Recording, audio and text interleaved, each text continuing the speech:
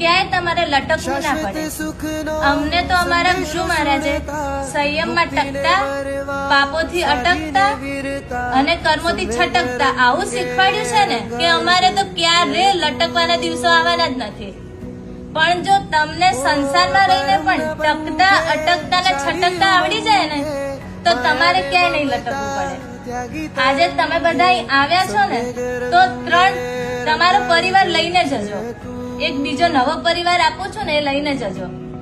ધીરજ રૂપી પિતા, ક્ષમા રૂપી માતા અને સંયમ રૂપી ભ્રાતા, આમને સાથે લઈને જજો અને સાથે જ રાખજો હંમેશા. હવે સંયમ એટલે શું? તમે સંયમ રૂપી ભ્રાતાને લઈ જશો, પણ સંયમ એટલે શું? બોલો, સંયમ એટલે શું? દીક્ષા. દીક્ષા એટલે સંયમ છે, આવું જરૂરી નથી. સંયમનો બીજો અર્થ પણ છે જીવનને કંટ્રોલમાં રાખવું. તમે હો કે અમે હો, જો અમે જીવનને કંટ્રોલમાં રાખીએ તો જ અમારું જીવન સાચું છે. તમે જીવનને કંટ્રોલ કઈ રીતે રાખશો? હવે તમે એવું વિચારો કે તમે રોજે ક્રોધ કરો છો તો કઈ નહીં, મહિનામાં 5 દિવસ તો એવો ટ્રાય કરીશ કે હું ક્રોધ નહીં જ કરું. ચાલો કોઈ ખાવા પીવાની વાત છે કે ના હું રોજ આઈસ્ક્રીમ ખાઉં છું તો 5 દિવસ તો નહીં જ ખાઈશ. આવી રીતે પણ તમે તમારા જીવનને કંટ્રોલ કરી શકો છો, પણ આવું તમને ફાવે તો. સંસારમાં કેવું છે, સમસ્યા છે પણ સમાધાન નથી. તમારી જોડે બહુ જ મસ્ત બેડરૂમ હશે પણ તમને ઊંઘ નથી કારણ કે તમને ટેન્શન છે. તમારી જોડે સોફા સેટ છે, ટીવી સેટ છે, પણ તમે પોતે તમારા જીવનમાં સેટ છો કે અપસેટ છો? અપસેટ જ હશો. હા, બહારથી તો બધા ખુશ જ હો છો તમે બધા. કોકને પરિવારનું દુઃખ, કોઈને પૈસા નથી એનું દુઃખ, કોકને શરીરને સાતા નથી એનું દુઃખ, કોઈને પૈસા નથી, કોકને ઘરવાળી સારી નથી, કોઈને ઘર સારું નથી, કોઈને પૈસા નથી, કોઈને સમાજમાં નામ નથી, કોઈને બજારમાં નામ નથી, તો કોઈને રૂપનું દુઃખ છે કે મારી જોડે રૂપ સારું નથી. પણ તમને બધાને ક્યારે એવું થાય છે ખરી કે મારી જોડે સંયમ નથી એનું દુઃખ? દીક્ષા વાળું સંયમ નહીં. હમણાં જે વાત કરી ને જીવનને કંટ્રોલ રાખવું, એ સંયમ છે તમારી જોડે? એનું દુઃખ થાય ક્યારે કે ના મારા પરિવારમાંથી દીક્ષા થઈ છે તો હું પણ કંઈક ત્યાગ કરું. પહેલાના લોકો કેવા હતા કે એક નાનું પણ નિમિત્ત મળે ને એમને તો એ બહુ મોટું કામ કરતા. જેમ કે એક છે ને બ્રાહ્મણનો દીકરો હતો તો એ જન્મજાત જ વૈરાગી હતા, પણ એમને દીક્ષા લેવી હતી પણ માતા પિતાની રજા ન હતી તો એ ચોરીમાં ફેરા ફરતા હતા. તો એટલામાં ગોર મહારાજ બોલ્યા સાવધાન. તો એ ભાઈ ઉભા થઈ ગયા કે ખબર નહીં ભાગતા જ હતા તો પાછા એમને બેસાડી દીધા.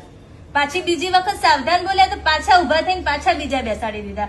જયારે ત્રીજી વખત ગોર મહારાજ સાવધાન બોલ્યા ને કે વર વહુ સાવધાન, ત્યારે તો ભાગીને બાજુમાં એક ભઠ્ઠી હતી ને ત્યાં જતા રહ્યા. અને ત્યાં બાજુમાં એક શુભ વિજય મહારાજ સાહેબ બિરાજમાન હતા. એમની જોડે જઈને ડાયરેક્ટ ખુમારથી બોલે મને દીક્ષા આપવી છે કે નથી આપવી તમારે? એવી રીતે કોઈ માસાહેબ જોડે રહેવા નતા ગયા અમારી જેમ. ચોરીમાં ખાલી સાવધાન આટલું બોલ્યા અને ડાયરેક્ટ બાજુની ભઠ્ઠીમાં જતા રહ્યા કે અહીંયા કઈ ગડબડ લાગે છે. કઈ ગડબડ હોય તો જ સાવધાન બોલે, બાકી તો ના બોલે. ત્યાં જઈને ખુમારી પૂર્વક કીધું કે તમે મને દીક્ષા આપશો કે નહીં આપો?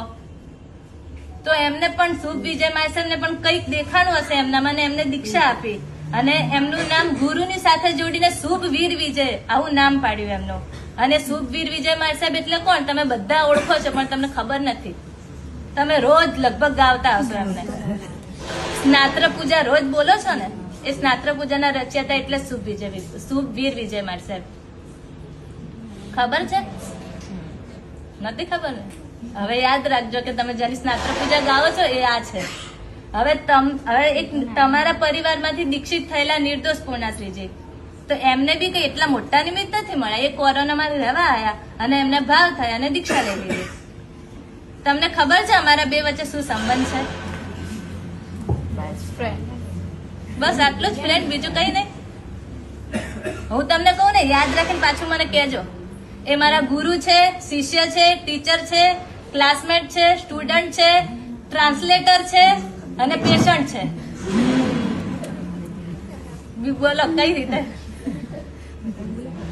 એ મારા ગુરુ છે. કઈ રીતે ગુરુ છે ને હું એમની શિષ્ય છું. એ મારા શિષ્ય છે હું એમની ગુરુ છું. અમાર બંને કઈ પણ કેવું હોય ને તો બિંદાસ કહી શકે, કેમ કે ગુરુ શિષ્યને કહી શકે હકથી. એવી રીતે અમે બંને જણ પણ હકથી કહી શકીએ એકબીજાને. એ મારા ટીચર છે. હું એમને કંઈ પણ પૂછવાની હોઉં ને એમને પહેલેથી જ ખબર પડી જાય કે હું શું પૂછવાની છું, એટલે પહેલેથી જ વિચારીને જ રાખે કે હું આ પૂછવાની છું, એનો જવાબ આ છે. એ સ્ટુડન્ટ છે, ભણીને આવે ને તો પાછું મારી જોડે ભણે કે ના મારું પાક્કું થઈ જાય એટલા માટે.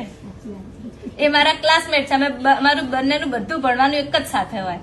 એ મારા ટ્રાન્સલેટર છે.